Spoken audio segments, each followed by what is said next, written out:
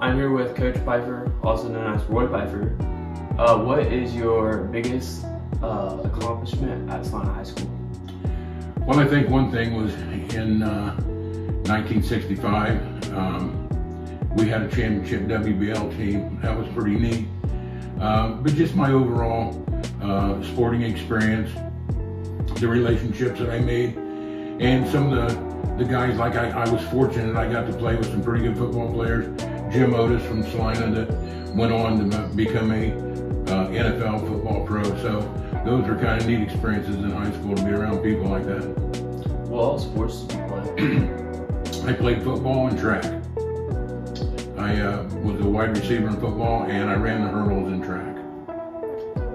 Coming back to Salina, coming back to coach, was that like a fun experience, or are you happy you got to do that? I did. That was fun. In the 80s, when I first got the opportunity to coach, I was really excited. And then as time went on, I got a different job, and I started traveling over the United States, all over the United States.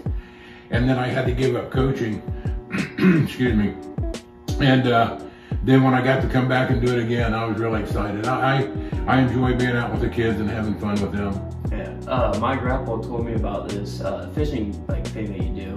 It started with 10 boats, now sometimes you get 50. Yeah, I started in the 70s. I started a bass tournament at Carterville, and it started from we had a little tournament called the Cancer Tournament, and we donated money to the Cancer Society. And so I thought, well, I want to make this a little bit bigger. So we started a Wednesday night bass tournament, and it started out with about 10 boats, and man, it grew into 50 boats. And we had Yamaha that was one of our major sponsors, and we had people coming on board because we donated some money to cancer and things like that. So it was really, it really turned out neat, and it's still going today. Yeah. Is that Eagles now? Yeah, that's the Eagles tournament now. I remember my brother and my grandpa, they fished there, and they ended up winning one time. Yes. That was pretty good. Yeah, and they were, and we were sponsored by Yamaha at the time, and they had a Yamaha, and they got additional $2,000 for winning that tournament. Pretty good. Now, since you're doing football coaching and stuff, but what else do you do? I do several things. I do a thing where I donate to the pregnancy center. I take people fishing. So they have an auction every year to raise money for the pregnancy center.